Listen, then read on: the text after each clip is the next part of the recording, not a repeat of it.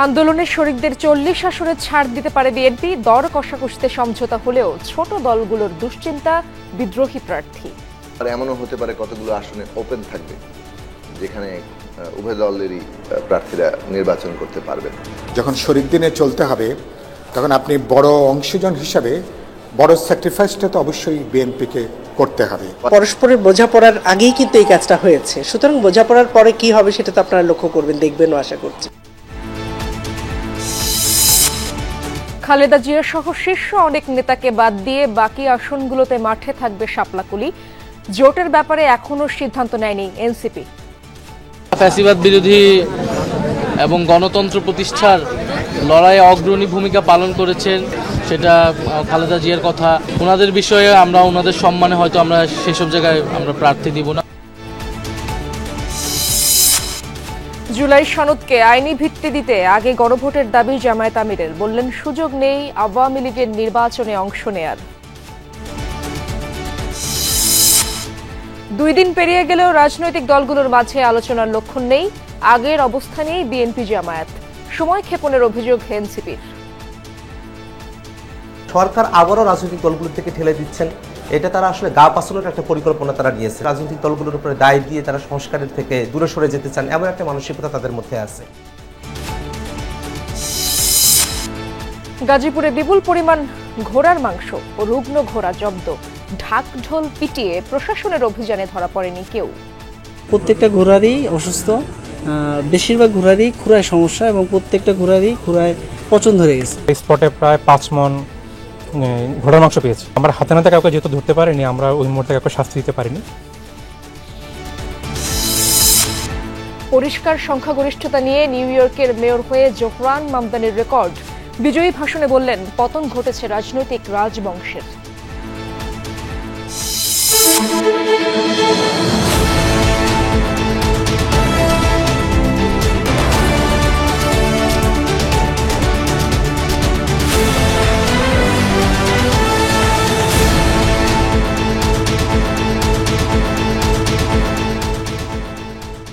আমন্ত্রণ দুপুরে বাংলাদেশে। আপনাদের সঙ্গে আছি আমি ইশরাত জাহান। এতক্ষণ শিরোনামগুলো দেখছিলেন। বিএনপির ফাঁকা রাখা 63 আসন নিয়ে দর কষাকষিতে শরিকরা। প্রকাশ্যে বেশি আসনের দাবি জানালেও পর্দার আড়ালে কেউ একটি কেউ বা 2টি আসন নিয়ে সমঝোতার চেষ্টা করছেন। পাশাপাশি মিত্রদের জন্য ধানের শীষের বিপক্ষে নির্বাচন করার সুযোগও থাকছে। জাতীয় সরকারের আগে ভোটের মাঠেই রাজপথের সহযোদ্ধাদের বিএনপি যথাযথ মূল্যায়ন করবে বলে বিশ্বাস যুগপৎ নেতাদের। তবুও তাদের ভাবিয়ে তুলছে একাধিক আসনে বিএনপি নেতাদের স্বতন্ত্র নির্বাচন করার ঘোষণা। আরিফিন শাকিলের প্রতিবেদনে বিস্তারিত। বিএনপির সিদ্ধান্ত আর অবস্থানের প্রতি অকণ্ঠ সমর্থন জানিয়ে দীর্ঘদিনের রাজপথের সংগ্রামে যুগপৎ আন্দোলনে ছিল প্রায় 30-এরও অধিক দল। দীর্ঘদিনের সহযাত্রীদের জন্য আসন ফাঁকা রেখে দলীয় প্রার্থী ঘোষণা করেছে বিএনপি মহাসচিব। আমাদের যুগপৎ আন্দোলনে যারা শরিক দলগুলো আছেন তাদের সঙ্গে আলোচনার ভিত্তিতে আমরা এই পরিবর্তনগুলো আনতে পারি।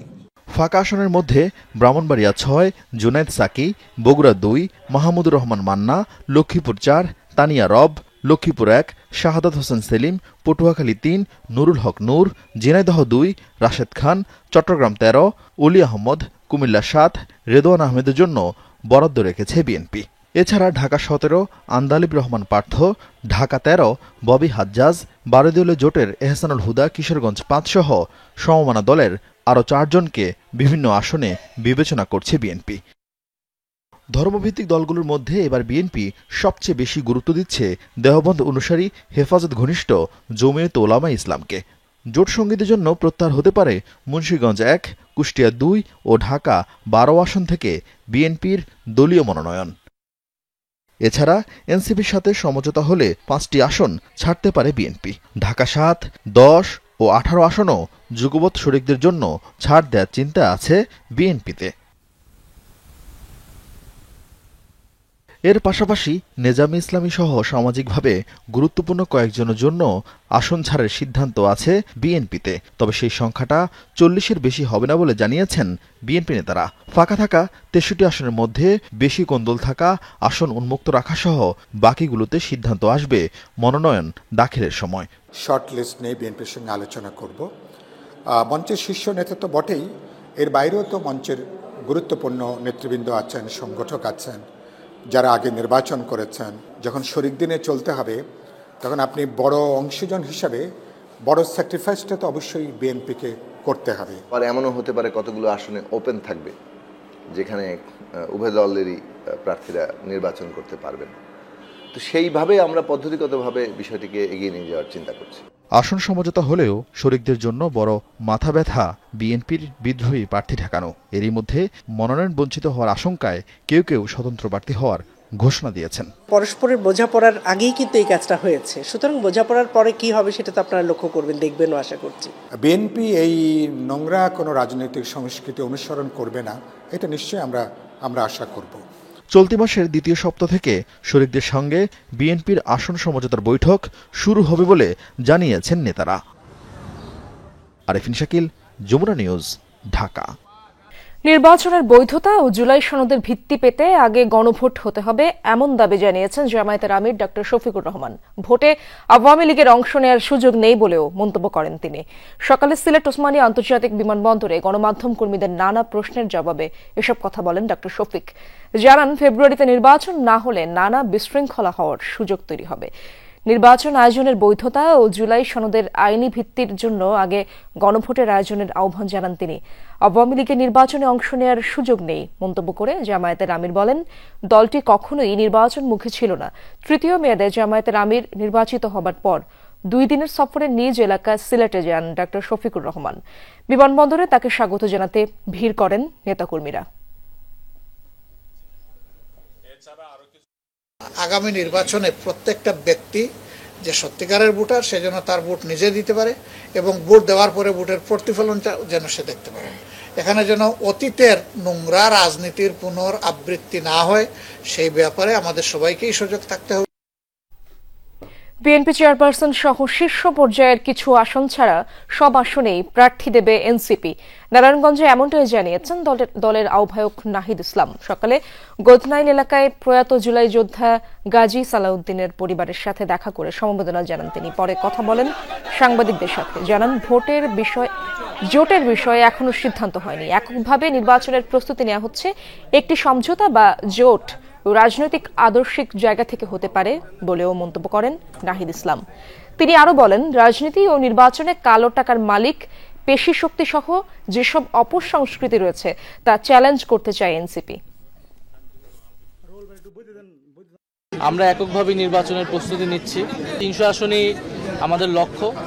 তবে যারা ফ্যাসিবাদ বিরোধী এবং গণতন্ত্র প্রতিষ্ঠার লড়াইয়ে অগ্রণী ভূমিকা পালন করেছেন, সেটা খালেদা জিয়ার কথা আমাদের নাসিরউদ্দিন পাটোয়ারি বলেছেন।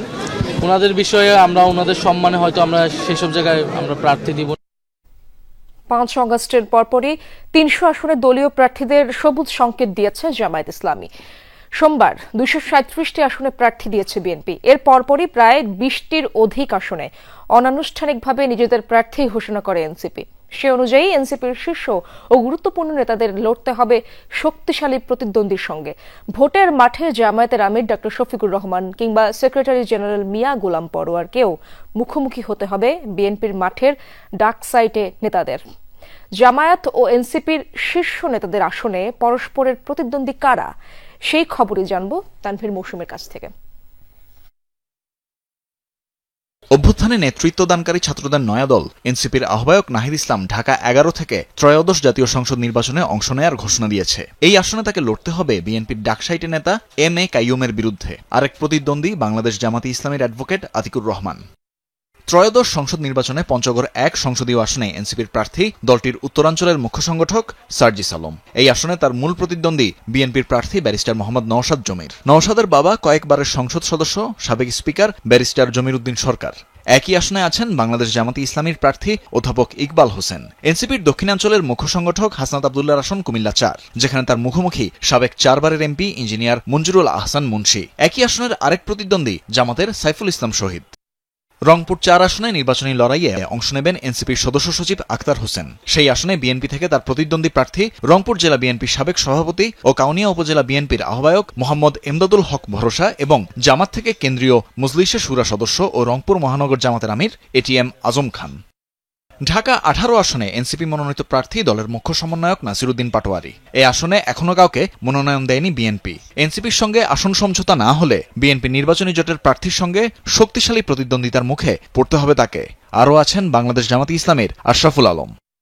এনসিপির সিনিয়র যুগ্ম সদস্য সচিব ডাক্তার তাসনিম জারা ঢাকা 9 আসন থেকে মনোনয়নের ঘোষণা পেয়েছেন। এই আসনে এখনো কোনো প্রার্থীকে মনোনয়ন দেয়নি বিএনপি। তবে তাসনিম জারাকে লড়তে হবে এই আসনের স্থায়ী বাসিন্দা জামাতের কবির আহমদের বিরুদ্ধে। বিএনপির স্থায়ী কমিটির সদস্য ও সাবেক তথ্যমন্ত্রী ড আব্দুল মঈন খান নরসিংদী 2 আসন থেকে দলের মনোনয়ন পেয়েছেন, যেখানে কেন্দ্রীয় যুগ্ম আহ্বায়ক সরওয়ার তুষারের প্রাথমিক মনোনয়ন চূড়ান্ত করেছে এনসিপি। এই আসনে জামাতের প্রার্থী মাওলানা আমজাদ হোসাইন। এনসিপির জ্যেষ্ঠ যুগ্ম মুখ্য সমন্বয়ক হান্নান মাসুদ নোয়াখালী 6 আসনের প্রার্থী। আসনটিতে তার প্রতিদ্বন্দ্বী হিসেবে থাকবেন বিএনপির কেন্দ্রীয় সাংগঠনিক সম্পাদক মাহবুবের রহমান শামীম। জামাতের প্রার্থী ঢাকা বিশ্ববিদ্যালয় ছাত্র শিবিরের সাবেক সভাপতি শাহ মোহাম্মদ মাহফুজুল হক। ঢাকা 15 আসন হতে চলেছে 2 শফিকের লড়াই। বাংলাদেশ জামাতে ইসলামীর আমির ডাক্তার শফিকুর রহমানের মুখোমুখি যুব দলের সাবেক ভারপ্রাপ্ত সাধারণ সম্পাদক শফিকুল ইসলাম খান মিল্টন। এই আসনে কোনো প্রার্থী দেওয়ার ব্যাপারে সিদ্ধান্ত চূড়ান্ত করেনি এনসিপি। কুমিল্লা 11 আসনে নির্বাচনী লড়াইয়ে দাঁড়াচ্ছেন জামাতে ইসলামীর নায়েবে আমির সৈয়দ আব্দুল্লাহ মোহাম্মদ তাহের। প্রতিদ্বন্দ্বী হিসেবে থাকছেন নবীন এক প্রার্থী। দক্ষিণ জেলা বিএনপির সিনিয়র যুগ্ম সাধারণ সম্পাদক ও চৌদ্দগ্রাম উপজেলা বিএনপির সভাপতি মোহাম্মদ কামরুল হুদা। এই আসনেও প্রার্থী চূড়ান্ত করেনি এনসিপি। খুলনা 5 আসনে জামাতের প্রার্থী দলের সেক্রেটারি জেনারেল মিয়া গোলাম পরোয়ার। এই আসনেও এখনো প্রার্থী চূড়ান্ত করেনি এনসিপি। দীর্ঘ 29 বছর পর এই আসন থেকে বিএনপির হয়ে প্রতিদ্বন্দ্বিতা করবেন মোহাম্মদ আলী আসগর লবি। 1996 সালের পর 2001 সালের 8ম জাতীয় সংসদ নির্বাচনে বিএনপি নেতৃত্বাধীন 4 দলীয় জোটের শরিক জামাতে ইসলামীর জন্য ছেড়ে দেওয়া হয় খুলনা 5 আসন। এরপর থেকে বিএনপির কেউ এই আসনে প্রার্থী হননি। বিএনপি চেয়ারপারসন খালেদা জিয়া দিনাজপুর, বগুড়া ও ফেনীর 3টি আসন থেকে নির্বাচনে অংশ নেবেন। তার প্রতি সম্মান রেখে এসব আসনে প্রার্থী না দেওয়ার ঘোষণা দিয়েছে এনসিপি। তবে থাকছে জামাতের প্রার্থী। তানফির মৌসুম, যমুনা নিউজ, ঢাকা। জুলাই সনদ বাস্তবায়ন প্রক্রিয়া ও গণভোট নিয়ে প্রধান উপদেষ্টার 7 দিনের বেঁধে দেওয়ার সময়ের 2 দিন পার হলেও রাজনৈতিক দলগুলোর মধ্যে আলোচনা দৃশ্যমান কোনো উদ্যোগ নেই। সরকারের বিরুদ্ধে প্রতারণার অভিযোগ তুলে সতর্ক অবস্থানে বিএনপি। গণভোট নিয়ে আলোচনা চায় জামায়াত। অন্যদিকে এনসিপি সরকারের বিরুদ্ধে সময় নষ্টের অভিযোগ তুলেছে। অন্যান্য দলের নেতারা ঐক্যমত্য কমিশনের তৈরি করা জটিলতা নিরসনে সরকারকে উদ্যোগ নেওয়ার আহ্বান জানিয়েছেন। বিস্তারিত লামিয়া তিথির রিপোর্টে। জুলাই সনদের বাস্তবায়ন প্রক্রিয়া নিয়ে উত্তপ্ত রাজনীতি। স্বাক্ষরিত জুলাই সনদে নোট অফ ডিসেন্টের কথা থাকলেও বাস্তবায়ন প্রক্রিয়ায় তার উল্লেখ নেই। সেই সঙ্গে গণভোটের দিনক্ষণ নিয়েও রাজনৈতিক দলগুলোর মধ্যে রয়েছে বিভাজন। এমন পরিস্থিতিতে জুলাই সনদ বাস্তবায়ন প্রক্রিয়া ও গণভোট নিয়ে রাজনৈতিক দলগুলোর বিভক্তি দূর করতে 7 দিনের সময় বেঁধে দেয় অন্তর্বর্তী সরকার। এই সময়ের মধ্যেই আলোচনা করে সমঝোতায় পৌঁছানোর আহ্বান উপদেষ্টা পরিষদের। সম্ভব হলে আগামী 1 সপ্তাহের মধ্যে সরকারকে ঐক্যবদ্ধ দিক নির্দেশনা প্রদান করার আহ্বান জানানো হয়। নিজেদের উদ্যোগে আলোচনা নিয়েও ভিন্ন ভিন্ন অবস্থানে দলগুলো। জুলাই সনদ নিয়ে সরকারের বিরুদ্ধে প্রতারণার অভিযোগ তুলেছে বিএনপি, যদিও প্রধান উপদেষ্টার আহ্বানকে ইতিবাচক হিসেবেই দেখছে জামায়াত। 1 সপ্তাহ সময়ের ভিতরে রাজনৈতিক দলগুলো বসে যদি একটা কনসেনসাসে পৌঁছতে পারে সরকারের জন্য এটা ভালো।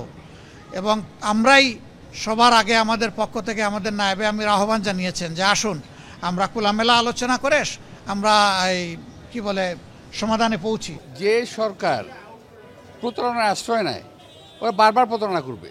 নেতারা বলছেন সরকারের দায়িত্বহীনতার কারণেই ঝুঁকির মুখে পড়েছে জুলাই সনদ। তবে গণসংহতি আন্দোলনের নেতা জোনায়েদ সাকি নিজ উদ্যোগে দলগুলোর সঙ্গে আলোচনার কথা জানান। এটা একটা জটিলতা তৈরি করেছে এবং আমরা মনে করি এটা দায় সরকারের আছে এবং ঐকমত্য কমিশনের আছে। এবং রাজনৈতিক দলগুলোর কোর্টে বল ঠেলে দিলেই তো হবে না, মানে এটা তো ফ্যাসিলিটেটর কে, ঐকমত্য কমিশন ছিল এটা ফ্যাসিলিটেটর। এখন যারা কাজটাকে সমন্বয় করে এগিয়ে নিয়ে যাবে তারাই যদি অনুপস্থিত থাকে, রাজনৈতিক দলগুলো নিজেরা যে মত পার্থক্য এটা নিজেরা সমাধান করে ফেলবে, এরকম একটা কথা বলাটা তো সহজ, কিন্তু বাস্তবে এটা তো জানা যায় যে এটা কতটা কঠিন কাজ। সংকটটা ঐকমত্য কমিশন এবং কিছুটা সরকারেরই তাদেরই তৈরি করা। এখন সংকটটা তাদেরকেই উদ্যোগ নিয়ে এই সংকট থেকে বেরিয়ে আসার পথ তৈরি করতে হবে। এবং আমি মনে করি সরকারের পলিটিক্যাল উইলটা সবচেয়ে গুরুত্বপূর্ণ। জাতীয় নাগরিক পার্টি এনসিপির নেতারা বলছেন সরকার গণভোট নিয়ে সাপলুডু খেলছে। রাজনৈতিক দলগুলোর দিকে বল ঠেলে সময় নষ্ট করছে সরকার। সরকার আবারও রাজনৈতিক দলগুলোর থেকে ঠেলে দিচ্ছেন এটা তারা আসলে গা পাসানোর একটা পরিকল্পনা তারা নিয়েছেন, যে রাজনৈতিক দলগুলোর থেকে ঠেলে দিলাম এবং জিনিসটা তাদের মধ্যে মিউচুয়ালি একটা জায়গায় পৌঁছালো না এবং সেক্ষেত্রে সরকার কিছু করতে পারলো না। সরকার আসলে রাজনৈতিক দলগুলোর উপরে দায় দিয়ে তারা সংস্কারের থেকে দূরে সরে যেতে চান, এমন একটা মানসিকতা তাদের মধ্যে আছে। আলোচনা নিয়ে রাজনৈতিক দলগুলোর ভিন্ন ভিন্ন দৃষ্টিভঙ্গি ও সরকারের অবস্থান বিশ্বাস ও আস্থায় ফাটল ধরাতে পারে বলে আশঙ্কা অনেকেরই। লামিয়া তিথি, যমুনা নিউজ, ঢাকা। যারা ক্ষমতার চেয়ারে বসে গণতন্ত্র প্রলম্বিত করার চেষ্টা করছেন তারা সফল হবেন না বলে মন্তব্য করেছেন বিএনপির স্থায়ী কমিটির সদস্য ডক্টর এজএনএম জাহিদ হোসেন। দুপুরে ডিপ্লোমা ইঞ্জিনিয়ার্স ইনস্টিটিউশন মিলনায়তনে জাতীয় বিপ্লব ও সংহতি দিবস উপলক্ষে শ্রমিক দলের আয়োজিত এক আলোচনা সভায় একথা বলেন তিনি। ডক্টর জাহিদ বলেন, আগের বছরগুলোতে ভোট দিতে দেয়া হয়নি। 2026 সালেও নির্বাচনের সময় দীর্ঘ করার চেষ্টা চলতে পারে, তবে বিএনপি এবং দেশের গণতন্ত্রকামী মানুষ এ বিষয়ে ঐক্যবদ্ধ বলেও জানান তিনি বলেন, গণতান্ত্রিক পরিবেশ থাকলে যে কোনো ন্যায্য দাবি আদায় হবে। এ সময় বিএনপির পক্ষে যাদের মনোনয়ন দেওয়া হবে তাদের পক্ষে কাজ করতে সর্বস্তরের নেতাকর্মীর প্রতি আহ্বান জানিয়েছেন বিএনপির স্থায়ী কমিটির সদস্য নজরুল ইসলাম খান। বেগম খালেদা জিয়া উনিও যখন আজকে নির্বাচনে প্রতিদ্বন্দ্বিতা করার জন্য আলহামদুলিল্লাহ ওনার দল ওনাকে নমিনেট করেছে এবং ওনার আগ্রহ আছে, কাজেই সেই অবস্থায় দাঁড়িয়ে গণতন্ত্রকে প্রলম্বিত করার ষড়যন্ত্র এদেশের সাধারণ সংখ্যাগরিষ্ঠ মানুষ কোন অবস্থাতেই গ্রহণ করবে না। প্রধান সমন্বয়কারী জোনায়েদ সাকিকে ব্রাহ্মণবাড়িয়া 6 ও নির্বাহী সমন্বয়কারী আবুল হাসান রুবেলকে পাবনা 4 ও ঢাকা 10 আসনের প্রার্থী করে 91 আসনের প্রার্থীর নাম ঘোষণা করেছে গণসংহতি আন্দোলন। দুপুরে হাতিরপুলে দলটির প্রধান কার্যালয়ে এক সংবাদ সম্মেলনে প্রার্থীদের নাম ঘোষণা করা হয়। এ সময় দলটির প্রধান সমন্বয়কারী জোনায়েদ সাকি বলেন, বৃহত্তর স্বার্থে উদার ও মধ্যপন্থী কয়েকটি দলের সাথে নির্বাচনে জোটের বিষয়ে আলোচনা চলছে, তা সফল হলে প্রার্থী তালিকা সমন্বয় করা হবে। এ সময় সংশোধিত আরপিওতে প্রার্থীদের জামানত বৃদ্ধিকে অগণতান্ত্রিক উল্লেখ করে নির্বাচনে যে কোনো দলের প্রতীকে নির্বাচনে করার সুযোগ রাখার দাবি জানান সাকি। জুলাই সনদ বাস্তবায়নে রাজনৈতিক দলগুলোকে দ্রুত ঐকমত্যে আসার আহ্বান জানিয়ে একই দিনে গণভোট ও জাতীয় নির্বাচনের পক্ষে নিজেদের অবস্থানের কথা জানানো হয়। একই সাথে ঘোষণা করা হয় নবগঠিত 48 সদস্য বিশিষ্ট কমিটির নাম। কোনোভাবে এমন কোনো কাজ কোনো দলের পক্ষ থেকে করা ঠিক হবে না যাতে করে কোনোভাবে নির্বাচন বাধাগ্রস্ত হতে পারে। আমরা এটাও মনে করি যে গণভোট এবং জাতীয় নির্বাচন একই দিনে হওয়া দরকার, কারণ গণভোটের মধ্যে দিয়ে আমরা যা অর্জন করতে চেয়েছি সেটা আগে হলেও যা অর্জন করব, একই দিনে নির্বাচন হলে তাও একই জিনিস অর্জন করব। নির্বাচনের আগে জামিনে থাকা আওয়ামী লীগের নেতাকর্মীরা অপরাধে জড়িত হলে কঠোর ব্যবস্থা নেওয়া হবে বলেছেন স্বরাষ্ট্র উপদেষ্টা অবসরপ্রাপ্ত লেফটেন্যান্ট জেনারেল জাহাঙ্গীর আলম চৌধুরী। দুপুরে গাজীপুর জেলার আইনশৃঙ্খলা পরিস্থিতি নিয়ে প্রশাসনের উদ্যোগে আয়োজিত এক মতবিনিময়ে অংশ নেন তিনি। এ সময় উপদেষ্টা বলেন, ফেব্রুয়ারিতে নির্বাচন সুষ্ঠু এবং অবাধ করার জন্য আইনশৃঙ্খলা বাহিনী সহ সকলকে নির্দেশনা দেওয়া হয়েছে। এছাড়াও নির্বাচনে যেসব দল অংশ নেবে আইনশৃঙ্খলা রক্ষায় দায়িত্ব তাদেরও। পরে গাজীপুর কৃষি গবেষণা ইনস্টিটিউটে কেন্দ্রীয় গবেষণা পর্যালোচনা অনুষ্ঠানে যোগ দেন স্বরাষ্ট্র উপদেষ্টা।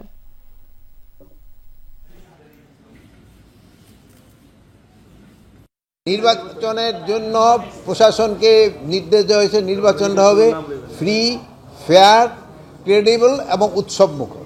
এইটা করার জন্য প্রশাসন যেন সব ধরনের কাজ করে। নির্বাচনকালীন নির্দলীয় তত্ত্বাবধায়ক সরকার ব্যবস্থা ফেরাতে আপিল শুনানি শেষ করেছে বিএনপি। বুধবার সকালে প্রধান বিচারপতি সৈয়দ রেফাত আহমেদের নেতৃত্বাধীন আপিল বিভাগের পূর্ণাঙ্গ বেঞ্চে ঘণ্টাব্যাপী শুনানি করে বিএনপি। এর আগে জামায়াত সহ আপিলকারীদের শুনানি শেষ হয়। এখন আপিলের ওপর শুনানি করছেন রাষ্ট্রপক্ষ।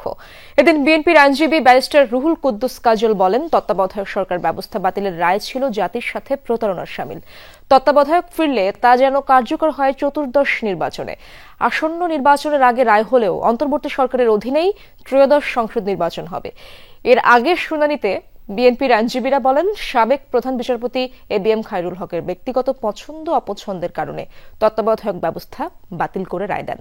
জামায়াত ইসলামী ও সুজনের পক্ষে শুনানিতেও আইনজীবীরা তত্ত্বাবধায়ক ব্যবস্থা ফেরাতে আইনি যুক্তি তুলে ধরেন। গত 27 আগস্ট তত্ত্বাবধায়ক সরকার ব্যবস্থা বাতিলের রায় পুনর্বিবেচনা চেয়ে করা আবেদন মঞ্জুর করেন সর্বোচ্চ আদালত। দেয়া হয় আপিলের অনুমতিও। এরপর ডক্টর বদিউল আলম মজুমদার সহ 5 জন, বিএনপির মহাসচিব মির্জা ফখরুল ইসলাম আলমগীর, জামায়াতের সেক্রেটারি জেনারেল গোলাম পরোয়ার আপিল করেন। এর আগে 2011 সালে সংখ্যাগরিষ্ঠ মতামতের ভিত্তিতে তত্ত্বাবধায়ক সরকার বাতিল করে রায় দেন সাবেক প্রধান বিচারপতি ABM খায়রুল হকের আপিল বিভাগ। যেহেতু একটা অন্তর্বর্তীকালীন সরকার বর্তমানে রাষ্ট্র ক্ষমতায় আছে, তারা একটা ইতিমধ্যেই নির্বাচনের জন্য আয়োজন করেছেন, ঘোষণা দিয়েছেন। তো এই রায়টা সেই নির্বাচনকে যেন এফেক্ট না করে এবং সেই রায়টা যেন পরবর্তী সময় থেকে কার্যকর হয়, সেটা হচ্ছে আমাদের সাংবিধানিক এবং আইনি বিধান। আমি আদালতকে বলেছি, আপনারা যে রায়ই দেবেন না কেন সেই রায়ের ইফেক্টটা যেন পরবর্তী সময় থেকে কার্যকর হয়। কক্সবাজারে বাস মাইক্রোবাসের মুখোমুখি সংঘর্ষে প্রাণ হারিয়েছেন 5 জন। নিহতরা সবাই একই পরিবারের সদস্য। সকালে চকরিয়ার ফাঁসিয়াখালী হাঁসের দিঘি এলাকায় এই দুর্ঘটনা ঘটে। স্থানীয়রা জানায়, চকরিয়া থেকে কক্সবাজারে যাচ্ছিল একটি মাইক্রোবাস। হাঁসের দিঘি পৌঁছালে বিপরীত দিক থেকে আসা মার্সা বাসের সাথে মুখোমুখি সংঘর্ষ হয়। ঘটনাস্থলে প্রাণ হারান একজন, গুরুতর অবস্থায় হাসপাতালে নেওয়া হয়। 4 জনকে মৃত ঘোষণা করেন চিকিৎসক। দুর্ঘটনার পর সড়কের দুই পাশেই কিছু সময়ের জন্য বন্ধ থাকে যান চলাচল। পরে পুলিশ ও সেনাবাহিনী দুর্ঘটনা কবলিত গাড়িগুলো সরিয়ে নিলে যান চলাচল স্বাভাবিক হয়। নিহতরা হলেন রুবি বেগম, তার মেয়ে সাদিয়া হক, পুত্রবধূ ফারজানা লিজা ও ছেলের শাশুড়ি ও শালিকা। তারা সবাই কুমিল্লা 14 গ্রামের বাসিন্দা। মুন্সিগঞ্জ 1 আসনে বিএনপির প্রার্থী মনোনয়ন পুনর্বিবেচনার দাবিতে বিক্ষোভ ও অবস্থান কর্মসূচি পালন করেছেন একাংশের নেতাকর্মীরা। সকালে শ্রীনগর উপজেলার ডাকবাংলা মোড় থেকে মিছিল বের করে মনোনয়ন প্রত্যাশী বিএনপির স্বেচ্ছাসেবক বিষয়ক সম্পাদক মীর শরাফত আলী সপু ও উপজেলা বিএনপির সাবেক সভাপতি মমিন আলীর অনুসারীরা। মিছিল নিয়ে ঢাকা মাওয়া এক্সপ্রেসওয়ের ছনবাড়ি আন্ডারপাসে অবস্থান নেন তারা। পরে ঢাকা বাংলা সড়কে সমাবেশ করেন বিক্ষোভকারীরা। এই সময় বক্তারা অভিযোগ করেন, আসনটিতে মনোনয়নের ক্ষেত্রে ত্যাগী ও যোগ্য নেতাদের বঞ্চিত করা হয়েছে। সিদ্ধান্ত পুনর্বিবেচনার দাবি জানান তারা। একই সময় রাষ্ট্র সংস্কারে 31 দফার লিফলেটও বিতরণ করেন নেতাকর্মীরা। কক্সবাজারে পুরনো মুখের ওপর ভরসা রেখেছে বিএনপি। জেলার 4টি আসনের মধ্যে 3টিতেই ঘোষিত প্রার্থীর সবাই সাবেক মন্ত্রী, এমপি। নতুন কয়েকজন মনোনয়ন প্রত্যাশী থাকলেও তাদের ভাগ্যে শিকে ছেড়েনি এবারও। উখিয়া টেকনাফে মনোনয়ন বঞ্চিত এক নেতার কর্মী সমর্থকরা বিক্ষোভ করেছে। অপর আসন এখনো ফাঁকা। কক্সবাজার 1 আসনে বিএনপির স্থায়ী কমিটির সদস্য সালাউদ্দিন আহমদের প্রার্থিতা নিশ্চিত ছিল আগে থেকেই। বাকি 3 আসন ঘিরে ছিল আগ্রহ। শেষমেশ সেখানেও পুরনো মুখের জয় জয়কার। কক্সবাজার 3 আসনে লুৎফুর রহমান কাজল এবং কক্সবাজার 4 আসনে মনোনয়ন পেয়েছেন শাহজাহান চৌধুরী। দুজনেই আগেও সংসদ সদস্য হয়েছেন। অবাধ ও নিরপেক্ষ হিসাবে এই জাতীয় নির্বাচনটা হোক এবং সবাই যাতে তাদের ভোট প্রয়োগ করতে পারে। হাউস টু হাউস যাওয়া, তারপরে উঠান বৈঠক করবে, সকলের সাথে কন্ট্যাক্ট করবে, মহিলাদের সাথে আমরা অলরেডি কাজ করে যাচ্ছি সেগুলো। তবে মহেশখালী কুতুবদিয়া নিয়ে গঠিত কক্সবাজার 2 আসনে এখনো প্রার্থী দেয়নি বিএনপি। সেখানে জোটের কেউ নাকি দলের প্রার্থী মনোনয়ন পাচ্ছেন, সেদিকে নজর নেতাকর্মীদের। গ্রামে পাড়ায় মহল্লায় সবখানে সক্রিয়ভাবে ভূমিকা পালন করে যাচ্ছি। আমরা তরুণ সমাজকে উজ্জীবিত করব আগামী নির্বাচনে ধানের শেষের পক্ষে রায় দেওয়ার জন্য। আমরা সিঙ্গাপুরে পরিণত করার যে স্বপ্ন আমাদের সালাউদ্দিন ভাই দেখেছেন, তার বাস্তবতা আমরা তুলে ধরছি। প্রার্থী ঘোষণা করায় নির্বাচনের প্রস্তুতি গ্রহণে সুবিধা হবে বলে মনে করছেন দলটির নেতারা। প্রত্যেকটি ইউনিয়ন, প্রত্যেকটি ওয়ার্ডে আমরা ওভাবে মেসেজ দেওয়া হয়েছে। মোটামুটি সাংগঠনিক কার্যক্রম অনেকটা গোছানো শেষ হয়ে গেছে। আগামী দিনের কাদল ভাইকে আমরা বিপুল বুড়ে নেতা কর্মীদের সমন্বয়ে আমরা যেভাবে কাজ করছি, সাবেক বর্তমান সকল স্তরের নেতৃবৃন্দরা প্রিয় নেতাকে নির্বাচিত করার জন্য মাঠে ময়দানে কাজ শুরু করে দিয়েছেন। এক পক্ষ খুশি হলেও আরেক পক্ষ হতাশ। উখিয়া টেকনাফ নিয়ে গঠিত কক্সবাজার 4 আসনে জেলা বিএনপির কোষাধ্যক্ষ আব্দুল্লাহকে মনোনয়ন না দেয়ায় সড়ক অবরোধ ও বিক্ষোভ করেছে তার কর্মী সমর্থকরা। 2008 সালের নির্বাচনে কক্সবাজারের 4টি আসনের 3টিতে জেতে বিএনপির প্রার্থীরা। 2014 এবং 2023 সালে নির্বাচনে অংশ নেয়নি। 2018 সালে 4টি আসনে প্রার্থী দিলেও হারেন সবাই। Mamunur Rashid Toufi, Jamuna news. BNP chairperson Khaleda জিয়াকে ফেনীতে দলীয় প্রার্থী হিসেবে ঘোষণার পর থেকে উচ্ছ্বাসে মেতেছেন নেতাকর্মীরা। ফেনী 1 আসনে খালেদা জিয়া, ফেনী 3 আসনে আব্দুল আউয়াল মিন্টুকে প্রার্থী ঘোষণার পর উজ্জীবিত তারা। তবে ফেনী 2 আসনে জয়নাল আবেদিনকে প্রার্থী ঘোষণা নিয়ে মতবিরোধ জেলার নেতাকর্মীদের মধ্যে। ফুলগাজী পরশুরাম ছাগলনাইয়া নিয়ে গঠিত ফেনী 1 আসন। এই আসন থেকে খালেদা জিয়া 5 বার সংসদ সদস্য নির্বাচিত হয়েছেন। এবারও তাকে এই আসন থেকে প্রার্থী ঘোষণার পরপরেই আনন্দ মিছিল ও মিষ্টি বিতরণ করেছেন নেতাকর্মীরা। বেগম জিয়া শুধু আমাদের নেত্রী না, পুরা সারা বাংলাদেশের জাতীয় নেত্রী। সেই হিসাবে আমাদের নেত্রী অনেক কষ্ট করেছে। খালেদা জিয়ার সঙ্গে আছি, বহুত মামলা খেয়েছি, বহুত কোর্টে হাজিরা দিয়েছি, তারপর দলকে ছাড়ি নাই। আমরা খালেদা জিয়াকে ফিরে আমাদের ফুলগাজী জনগণ, ফুলগাজী 1 আসনের জনগণ সবাই ধন্য। ফেনী 2 আসনে প্রার্থী ঘোষণা করা হয়েছে সাবেক এমপি জয়নাল আবেদিন ভিপি জয়নালকে। ফেনী সদরের এই আসনের চিত্র ভিন্ন। 2 আসনটা তো এখন একটা শ্মশানঘাট হয়ে আছে। ফেনী 2-তে রিভিউ করাটা সবচেয়ে বেশি ভালো হবে। আর যাকে ফেনী 2-তে নমিনেশন দিয়েছে উনি এই দিবস 26শে মার্চ, 16 ডিসেম্বর এবং 21 ফেব্রুয়ারি ছাড়া ফেনীতে আসেন না। আমার যোগ্যতা, দীর্ঘ রাজনীতি অভিজ্ঞতা, এটা নিয়ে নমিনেশন চাওয়ার অধিকার আমার আছে। ইনশাআল্লাহ আমার দৃঢ় বিশ্বাস সেটা ফলপ্রসূ হবে। ফেনী 3 আসনে দলের টিকিট পেয়েছেন বিএনপির vice chairman Abdul Awal Mintu. Heavyweight প্রার্থী হওয়ায় উচ্ছ্বসিত নেতাকর্মীরা। ফেনীর জনগণ এই যে দলের নমিনেশন দিয়েছে তাকে বিপুল ভোটে জয়যুক্ত করবে এই আশা ব্যক্ত রাখি। যে মনের আশা, সে মনের আশা পূর্ণ হয়েছে এবং কি আমরা সাধারণ জনগণ ধানের শীষে ভোট দিয়ে যোগ্য নেতাদেরকে নির্বাচিত করতে চাই। Arifur Rahman, Jamuna news, Feni. July August আন্দোলনে আশুলিয়ায় 6 জনকে পোড়ানো সহ 7 জনকে হত্যার মানবতা বিরোধী অপরাধের মামলায় 17তম দিনের সাক্ষ্য গ্রহণ চলছে। আন্তর্জাতিক অপরাধ ট্রাইব্যুনাল 2 এর চেয়ারম্যান বিচারপতি নজরুল ইসলাম চৌধুরীর নেতৃত্বাধীন 3 সদস্যের বিচারিক প্যানেলে সাক্ষ্য দিচ্ছেন 22তম সাক্ষী। এর আগে সাক্ষ্য দেন ভুক্তভোগী পরিবার, প্রত্যক্ষদর্শী সহ 21 জন। এই মামলার আসামি সাবেক এমপি সাইফুল ইসলাম সহ 16 জন। এর মধ্যে 8 জন পলাতক আছেন। এর আগে 21শে আগস্ট এই মামলায় 16 আসামির বিরুদ্ধে আনুষ্ঠানিক অভিযোগ গঠন করে বিচার শুরুর আদেশ দেন ট্রাইব্যুনাল 2। অভিযোগে বলা হয় 5 আগস্ট 6 জনকে হত্যার পর মরদেহ পুড়িয়ে দেওয়া হয়, তবে শেষ সময়েও জীবিত ছিল একজন। এছাড়া 4 আগস্ট আশুলিয়া থানার সামনে একজনকে গুলি করে হত্যার অভিযোগ আনা হয় আসামিদের বিরুদ্ধে। গাজীপুর সিটি কর্পোরেশনের হায়দ্রাবাদ এলাকা থেকে ঘোড়ার মাংস সহ 37টি ঘোড়া জব্দ করা হয়েছে। মঙ্গলবার রাতে অভিযানে যায় প্রশাসন। 5 মণ মাংস জব্দ করা হলেও আটক হয়নি কেউ। র্যাবের উপস্থিতি টের পেয়ে আগেই পালিয়ে যায় জড়িতরা। প্রশাসনের নিষেধ সত্ত্বেও গত 1 বছর ধরে ওই এলাকায় চলছে ঘোড়ার মাংস বিক্রির কারবার।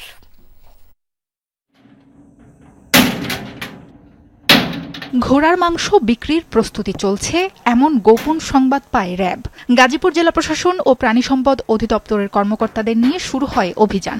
রাতেই হায়দ্রাবাদ এলাকার এই কসাইখানার সন্ধান মেলে। তালা ভেঙে কারখানায় প্রবেশের পর দেখা যায় এলাহি আয়োজন। বেশ কয়েকটি ঘোড়া জবাইয়ের পর হাড় মাংস আলাদা করেছে কসাইরা। বিক্রির জন্য প্রস্তুত করা হচ্ছিল নিষিদ্ধ ঘোষিত এই প্রাণীর মাংস। অভিযোগ আছে এসব মাংস গরুর মাংস বলে বিভিন্ন হোটেল রেস্তোরাঁয় বিক্রি করা হয়। রেস্টুরেন্টে যে তারা ঢুকাচ্ছে এইটাও শুধু তারা একা না, তাদের একটা চক্র আছে আমার মনে হইতেছে। এই চক্র ভাগাভাগি করতেছে, তারাও টাকা নিতেছে, ওদেরকেও দিতেছে। প্রশাসন তো চেষ্টা করে করতেছে যে না বিক্রি হোক বা কেউ না কিনুক। মঙ্গলবার রাতে র্যাবের সরব অভিযানের খবর আগেই পেয়ে যায় ঘোড়ার মাংস বিক্রি চক্রের সদস্যরা। কসাইখানায় প্রশাসনের কর্মকর্তারা পৌঁছানোর আগেই পালিয়ে যায় তারা।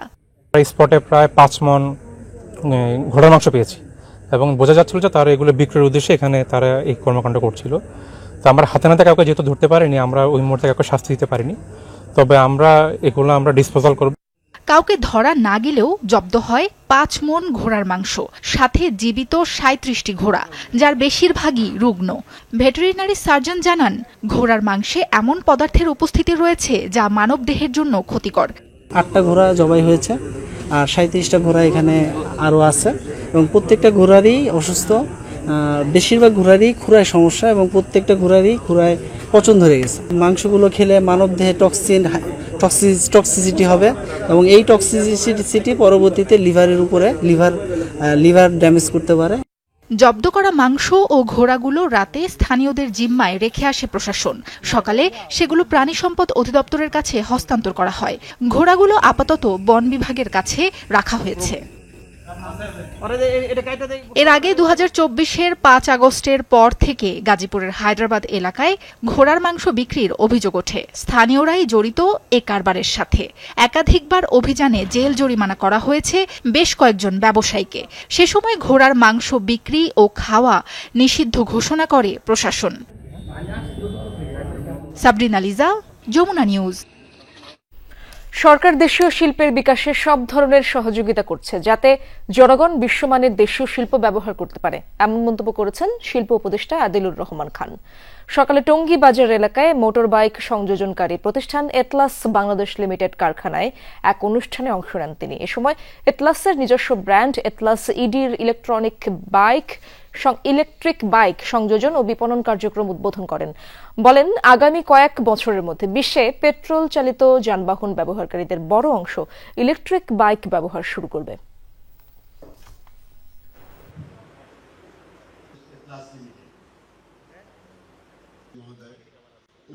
সরকার সবসময় দেশীয় শিল্পের বিকাশে সহযোগিতার হাত বাড়িয়ে দিয়েছে এবং বিশেষ করে এই গণঅভ্যুত্থানের মধ্যে দিয়ে আফ্রিকা সরকার সেটা বিশ্বাস করে এই শক্তিতে। ভবিষ্যতেও যা অব্যাহত থাকবে, আমাদের লক্ষ্য বাংলাদেশের জনগণ যেন বিশ্বমানের দেশীয় পণ্য ব্যবহার করতে পারে। এবারের COP30 সম্মেলনে জলবায়ু পরিবর্তনের কারণে ক্ষতিগ্রস্ত দেশগুলোর ক্ষতিপূরণ বিষয়ে সমাধান আসবে। সবগুলো দেশই এই সমস্যা সমাধানে কাজ করবে এমন আশা প্রকাশ করেছেন সুইডেনের রাষ্ট্রদূত নিকোলাস উইক্স। সকালে জলবায়ু ন্যায় বিচার ও ক্ষয়ক্ষতি বিষয়ক বইয়ের মোড়ক উন্মোচন করেন তিনি। জানান, অক্সফাম এবং Swedish international development cooperation agency যৌথভাবে লস অ্যান্ড ড্যামেজ ড্যাশবোর্ড তৈরি করেছে। উদ্যোক্তারা বলেন, জলবায়ু পরিবর্তনের ফলে ক্ষতিগ্রস্ত মানুষের জীবনের অভিজ্ঞতা, অদৃশ্য ক্ষতির দিক, সাংস্কৃতিক বিচ্ছিন্নতা, মানসিক আঘাত ও পরিবেশগত অবনতি আন্তর্জাতিক পর্যায়ে তুলে ধরায় এই ড্যাশবোর্ডের লক্ষ্য। অনুষ্ঠানে বক্তারা বলেন, উন্নত দেশগুলো প্রায়ই জলবায়ু ক্ষয়ক্ষতির প্রকৃত মাত্রা নিয়ে বিতর্ক সৃষ্টি করে বা বিলম্বের কৌশল নেয়। এই ড্যাশবোর্ড সেই প্রবণতার বিরুদ্ধে প্রমাণভিত্তিক তথ্য উপস্থাপন করবে।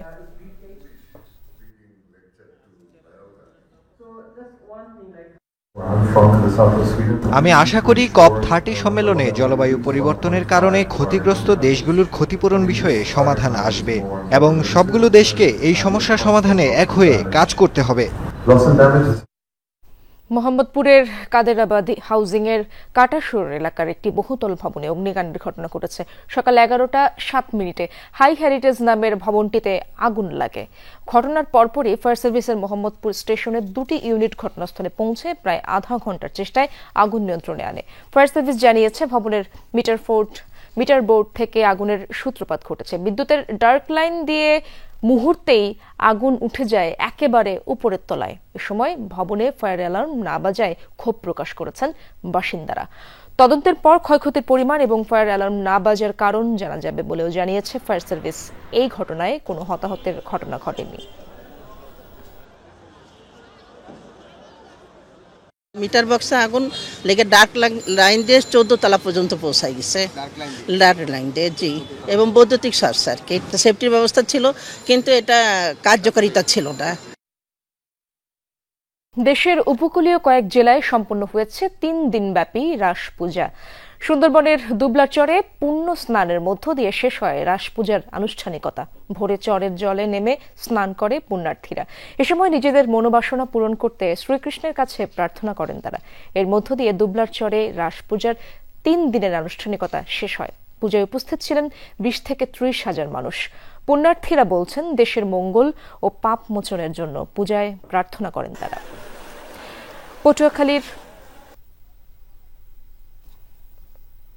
পটুয়াখালীর কুয়াকাটায়ও নানা আনুষ্ঠানিকতার মধ্য দিয়ে শেষ হয়েছে রাস পূজা। ভোরে গঙ্গা স্নান সম্পন্ন করেন সনাতন ধর্মাবলম্বীরা। এর আগে মোমবাতি, আগরবাতি প্রজ্বলন করে নানা সামগ্রী সমুদ্রের জলে অর্পণ করে তারা। এ সময় শত শত নারী পুরুষের উপস্থিতি এবং উলুধ্বনিতে মুখরিত হয়ে ওঠে পুরো সৈকত এলাকা। আগত পুণ্যার্থীদের নিরাপত্তায় মাঠে ছিল ফায়ার সার্ভিস ও পুলিশ।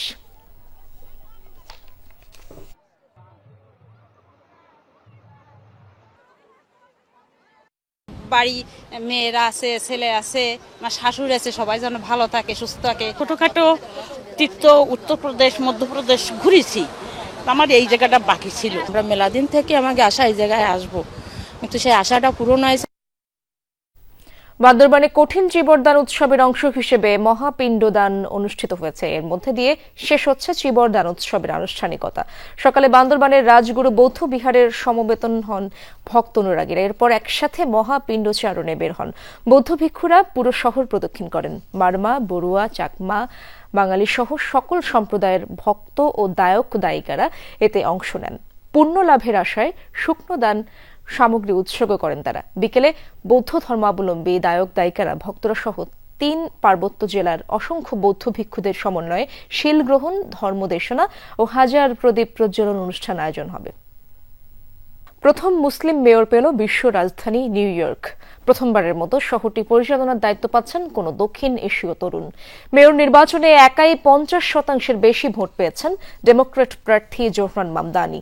মার্কিন প্রেসিডেন্ট ডোনাল্ড ট্রাম্পের একের পর এক চোখ রাঙানিকে টক্কর দিয়ে নজির গড়েছেন তিনি। নিকটতম প্রতিদ্বন্দ্বী কুমো পেয়েছেন 41.5% মতো ভোট।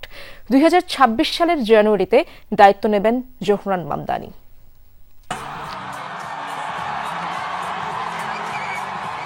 এই উচ্ছ্বাস জয়ের, এই উচ্ছ্বাস লক্ষ্য পূরণের। দেশের সর্বোচ্চ ক্ষমতাধর ব্যক্তির হুঁশিয়ারি উপেক্ষা করে কাঙ্ক্ষিত স্বপ্ন পূরণের অভিব্যক্তি।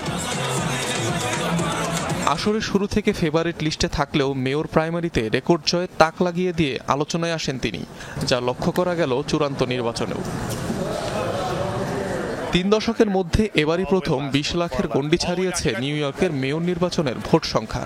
এর মধ্যে 10 লাখের বেশি পড়েছে মামদানির ঝুলিতে।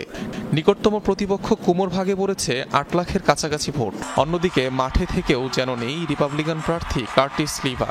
তিনি পেয়েছেন মোটে 7% ভোট। ভবিষ্যৎ আমাদের হাতে। বন্ধুরা, আমরা একটি রাজনৈতিক রাজবংশের পতন ঘটিয়েছি। আপনারা আজ পরিবর্তনের ম্যান্ডেট দিয়েছেন, যা একটি নতুন ধারার রাজনীতি আর এমন এক শহরের জন্য যা আমরা সবাই বহন করতে পারি। নির্বাচনে পরাজয় স্বীকার করে নবনির্বাচিত মেয়রকে অভিনন্দন জানিয়েছেন স্বতন্ত্র প্রার্থী অ্যান্ড্রু কুমো।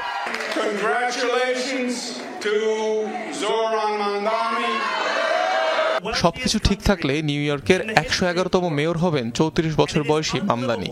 বর্তমান মেয়র এরিক অ্যাডামসের স্থলাভিষিক্ত হবেন তিনি। আগামী বছরের শুরুতেই শপথ নিয়ে আনুষ্ঠানিকভাবে দায়িত্ব গ্রহণ করবেন ডেমোক্রেটিক সোশ্যালিস্ট ঘরানার এই নেতা। অনিক রহমান, যমুনা নিউজ।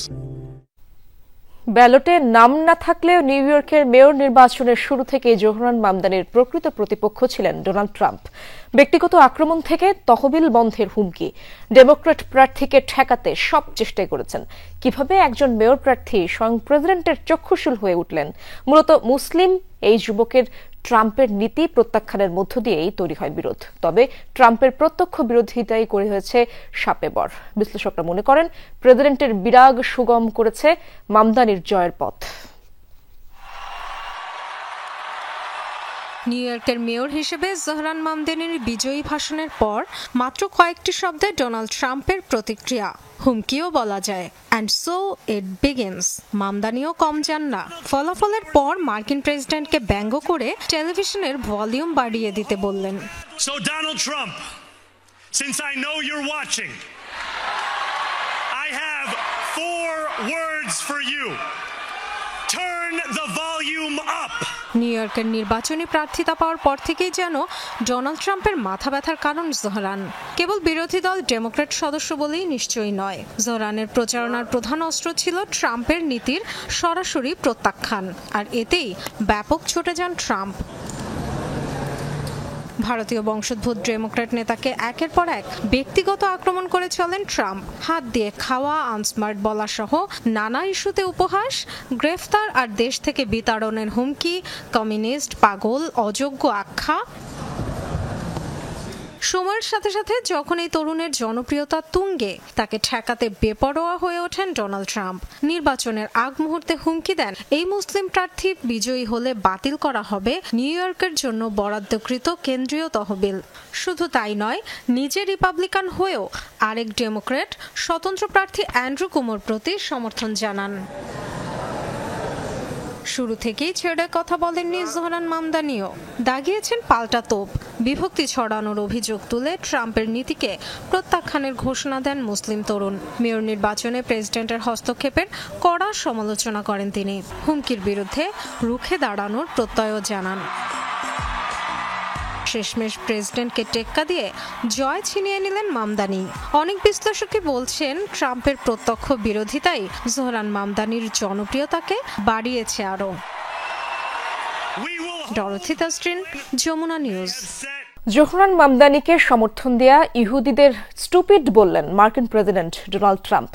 ট্রুথ সোশ্যালের এক পোস্টে এমন মন্তব্য করেছেন তিনি। লিখেছেন, নিউ ইয়র্কের মেয়র নির্বাচনে যেসব ইহুদি ডেমোক্রেট প্রার্থী মামদানিকে ভোট দিয়েছেন তারা মূলত বোকা এবং ইহুদি বিদ্বেষী। তাদের এমন পদক্ষেপ আমেরিকান ইহুদিদের বিরুদ্ধে যাবে। এর আগে মামদানির পরিবর্তে আরেক ডেমোক্রেট অ্যান্ড্রু কুমোকে ভোট দিতে আহ্বান জানিয়েছিলেন তিনি। হুমকি দিয়েছিলেন মামদানি মেয়র নির্বাচিত হলে নিউ ইয়র্ক শহরের জন্য বরাদ্দ কেন্দ্রীয় অনুদান বন্ধের ঘোষণা দেবেন তিনি।